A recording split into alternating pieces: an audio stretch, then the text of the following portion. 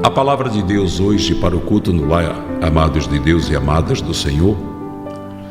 Jeremias capítulo 1, versículo 19.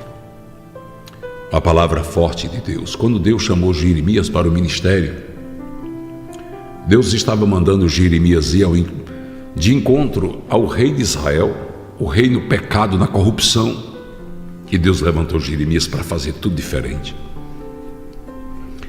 E Jeremias teve medo, ele falou: sou uma criança. Deus disse: não diga que você é uma criança, porque Deus não tem por criança nenhum dos seus enviados. Até Jesus Cristo, já nos primeiros momentos da sua vida, passou pela perseguição, né, pastor? Sofreu demais. E quando Jeremias estava com aquele temor todo, logo no início do seu ministério, Deus disse isso aqui: ele pelejarão contra ti, mas não prevalecerão contra ti, porque eu sou contigo, diz o Senhor, para te livrar. Deus estava dizendo: vão tentar, Jeremias, vão tentar atrapalhar você, vão tentar te fazer mal, mas não vão conseguir, porque você está sendo levantado por mim, Jeremias. Então não adianta. Irmãos, todo crente passa por esse processo, todo crente, sem exceção. Às vezes você pode, no momento, analisando a sua vida, achar que só você é perseguido. Por que que tudo isso acontece comigo? Mas acredite, não é só com você. A palavra de Deus diz que os vossos irmãos passam pelas mesmas aflições. Então todo crente é perseguido. Por quê, pastor? Porque é luz. Por quê? Porque a luz se destaca. Se você vier num corredor escuro e lá no fundo tiver uma luz acesa, você vai prestar atenção que tem uma luz acesa ou não vai? Você vai. Se você entrar na sua casa e tiver faltando energia, mas tiver uma velinha acesa, uma velinha, a primeira coisa que você faz é olhar para aquela vela. Por quê? Porque é o único ponto de luz naquele lugar. Então o crente, onde ele está, ele é esse ponto de luz a iluminar. Ele se destaca, nem que ele não queira. Mas por quê? Porque o brilho do Espírito Santo está em cada um de nós. Então nós vamos chamar a atenção. É tanto que Jesus Cristo diz: perseguiram a mim, perseguiram também a vós. Foi ou não foi? Então não adianta você querer levar uma vida sem perseguição, porque você não vai ter essa vida sem perseguição. Ela sempre vai existir. Agora eu vou dizer assim: já vá se acostumando com isso. O importante é que você saiba disso, e essa palavra vai lhe ajudar a compreender isso, porque na hora que vier qualquer coisa você diz: já sei, Deus já me avisou, já estou sabendo. Porque às vezes o inimigo levanta alguém de longe, mas também levanta de perto, dentro da sua casa, no meio do seu seio familiar, dentro da sua igreja. Como é que pode? Nós servimos a um Deus que manda a gente suportar uns aos outros, que manda a gente compreender uns aos outros, que diz: o forte suporta o fraco, dê de comer o seu inimigo, dê de beber o seu inimigo. E eu estou vendo aqui dentro da igreja, nós seguindo com o mesmo Cristo, servindo ao mesmo Deus e passando por tudo isso. Exatamente isso.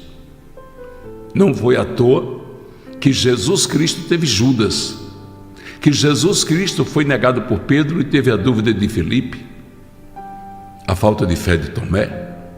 Está vendo? E olhe que aqueles homens viram coisa, viu? Meus amados irmãos e irmãs, aqueles discípulos de Jesus viram coisa. Viram Jesus diante da tumba de Lázaro, depois de 4 dias, dizer: Lázaro, vem para fora. E viu aquele homem ressuscitar e sair caminhando para a sua casa. Viram o mar revolto, a tempestade, e Jesus: aquieta-te, mar, acalma-te, tempestade.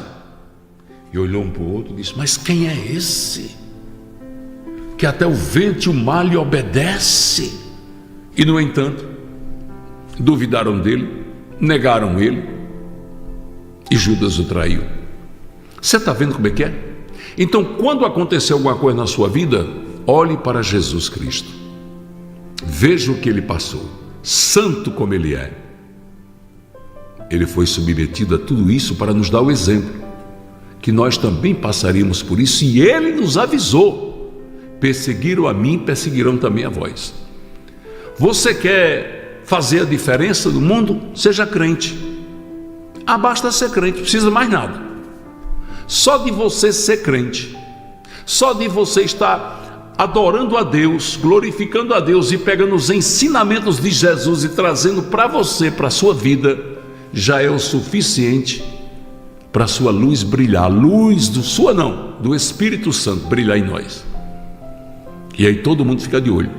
Não é à toa que quando acontece qualquer coisa com crente, por mínima que seja, vão dizer, é porque é crente. Olha aí, é crente. Imagine se não fosse. Todo mundo erra, faz coisas absurdas, mas o crente não pode errar. Por quê? Porque a nuvem de testemunha do mundo está em cima dele, olhando para ele, olhando para ela. A crente basta vestir uma roupa um pouquinho acima do joelho, já está todo mundo. E se ela veste de crente, até dentro da igreja, das igrejas, existem os observadores que ficam olhando, rapaz, essa irmã só veste roupa assim, olha aí, essa irmã vem para a igreja toda maquiada, olha a pulseirinha de ouro, olha o colazinho de ouro, olha a gargantilha, olha isso, olha. É porque o crente, ele chama atenção. E não adianta você se livrar disso, porque quem estabeleceu isso foi Deus. Jesus mesmo nos avisou. Então, quando Jesus preparou Jeremias para o ministério, e olha que era o ministério de confronto, era o ministério de dizer que Deus ia castigar o rei na frente dos seus auxiliares. Deus vai te castigar. E como Deus castigou? 6 reis passaram pelo ministério de Jeremias. Entrava um, saía outro, entrava um, saía outro, e Jeremias ali firme. O último rei foi o que mais sofreu, foi o que mais judiou de Jeremias, chamado Zedequias. Esse rei pagou um preço alto por não ouvir a voz de Deus através daquele profeta Jeremias. Porque o Nabucodonosor veio novamente, pegou ele, aquele rei, mandou botar Jeremias em liberdade. Jeremias estava preso quando ele invadiu Jerusalém. Procure Jeremias, diga a ele que ele está liberto, vá para onde ele quiser. Agora, se ele quiser falar comigo, olha o que Nabucodonosor disse, traga ele até a minha presença. Mas ele está livre para ir para onde ele quiser. Agora traga o rei aqui. O rei veio, traga os filhos dele. Os filhos do rei foram mortos à espada na frente do rei. Depois os olhos dele foram furados com ferro quente e ele foi levado para a Babilônia, onde morreu nas prisões babilônicas. E Jeremias avisou tantas vezes. Então por que nós somos perseguidos? Porque nós avisamos. O evangelho sabe o que quer dizer evangelho? Boas novas. Qual é a boas novas? Eis que é chegado o reino de Deus. Aquele que aceitar Jesus será salvo. O que não aceitar será condenado. Então esse será condenado é que mexe com o mundo. Porque quem está no pecado e não quer deixar, não quer que ninguém diga que ele vai para o inferno, não quer que diga vá para o céu com pecado e tudo, e ele não vai. Então há um confronto, um choque de nós crentes com o mundo. Por quê? Porque nós conhecemos a Bíblia, a palavra de Deus, e nós só pregamos isso, salvação. Ninguém quer a condenação de ninguém. O que o crente mais quer é que o pecador se converta, aceite Jesus e seja salvo. Mas essa mensagem, ela é impactante, ela choca com o pecado do mundo. Então o que Jeremias passou, nós também passamos. Você está fazendo bem, está pregando a palavra, está fazendo o que Deus manda, mas tem gente olhando para você e dizendo que você está errado, que você é isso, que você é aquilo, arranjam tudo que é defeito para botar em você. Jeremias foi chamado de rebelde, foi chamado de mentiroso, inimigo de Israel. Jesus Cristo foi chamado de revolucionário, de louco, foi chamado de Beelzebul, pai dos diabos. Jesus. Então por que nós aqui, tão fraquinhos, queremos ter privilégios que Jesus não teve, que Jeremias não teve, que Elias não teve, que Ezequiel não teve, que Abacuque não teve? Não, meu irmão, nós temos que estar preparados, porque o nosso galardão é aqui, mas o nosso galardão maior é lá. Então quando existe qualquer coisa, qualquer comentário, qualquer coisa que vem de encontro a você, não se preocupe. Descanse em Deus.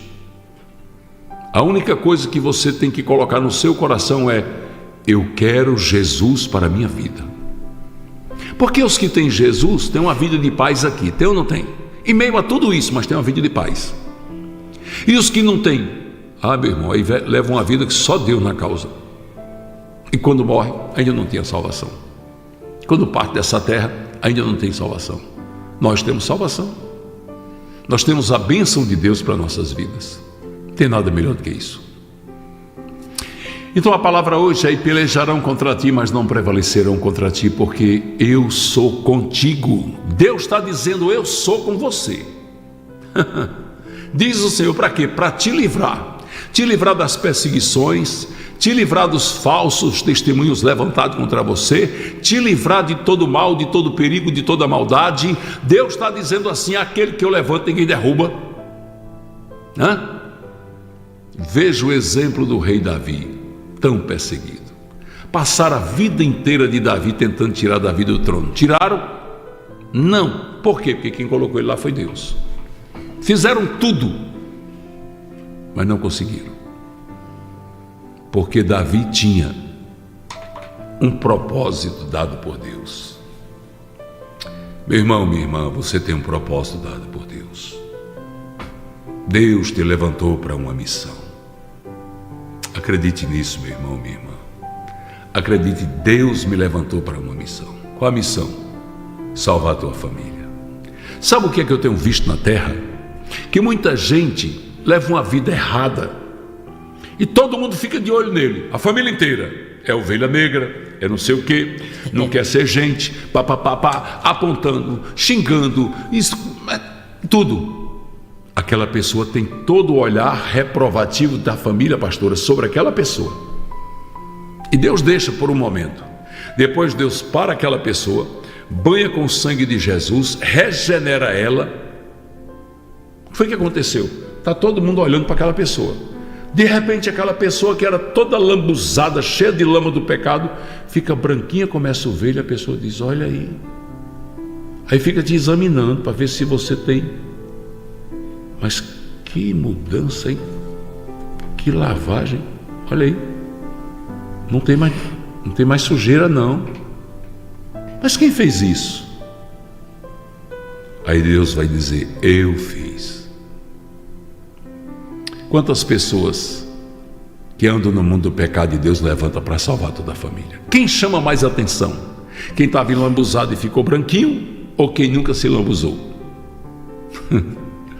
Então assim, eles podem até estar olhando para você e dizendo: fulano é crente? Mas ele crente? Não. Mas só que você não entende que Deus deixou que você se lambuzasse, para que todo mundo olhasse e te criticasse, para que posteriormente todo mundo olhasse para você, viu, Carlos Henrique? Olhasse para você e dissesse: que mudança, que transformação, que Deus poderoso, que Deus grande é esse. Amém. Que eles dissessem: eu também quero esse Deus que fez essa mudança nessa vida, eu também quero esse Deus para a minha vida. E todos, ao olhar para a limpeza que Deus fez na sua vida, vão olhar para o seu pecado e dizer: quem está enlameado agora sou eu, e preciso desse exemplo aí para poder, aleluia, ver o poder de Deus. O poder de Deus manifestado nessa mudança de vida.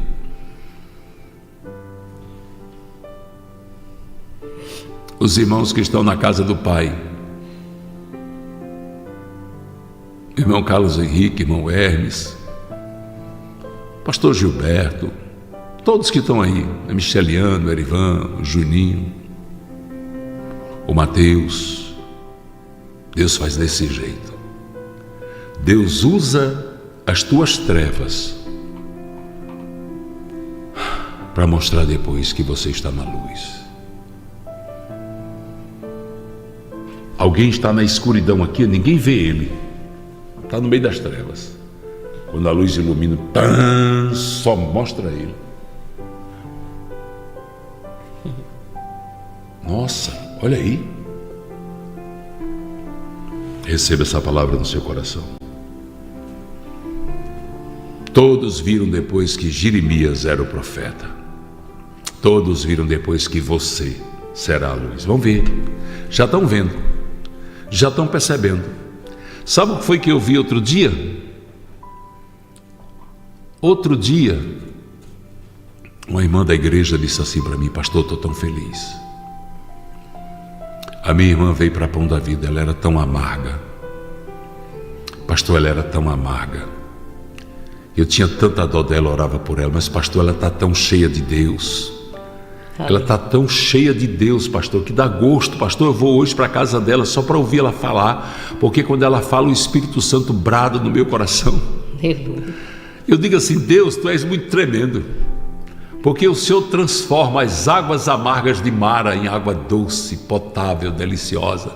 As águas amargas de nossas vidas são transformadas quando inserimos a cruz de Jesus Cristo, o lenho sagrado, dentro das nossas vidas. E somos impactados. Passamos de pessoas jogadas no lixo para ser pedras preciosas nas mãos do divino lapidador. Eita Deus, recebe essa palavra no seu coração, sabendo de uma coisa: Deus tem muito para fazer ainda na tua vida. Tem. Meu Deus do céu, está só começando. Isso aí que você está vivendo é só o início. O que Deus tem para fazer na sua vida é algo tremendo. Daqui mais um tempo, quando você olhar para trás, você vai dizer assim: meu Deus, o que o Senhor fez comigo? Nós vamos viver isso. Tem muita coisa para ser feita. Recebe essa palavra para você e diga assim: foi para mim essa palavra. Deus falou tremendamente comigo e Deus tem muita coisa para fazer ainda. Josué, já velhinho, já cansado, lá no capítulo acho que é 23, e Deus olhou para ele e disse: Josué, há muita terra para conquistar. Ei, receba essa palavra na sua vida. Deus está dizendo hoje para você, mulher e homem de Deus que estão aqui: tem muita coisa para ser conquistada ainda. Tem tanta coisa para você conquistar ainda que você nem imagina. Tem muita coisa para você fazer ainda. Há muita coisa para Deus realizar na sua vida. Senhor, mas eu sou tão pequeno. Mas o teu Deus é grande. Ele é grande. Pelejarão contra ti, mas não prevalecerão, porque o Senhor te sustenta. É Ele que te sustenta. Somente fique no centro da vontade dEle e deixe Ele trabalhar, porque uma coisa você sabe: se tem uma coisa que Jesus sabe é trabalhar. Ele faz as coisas bem direitinho. Então recebe a palavra em nome de Jesus.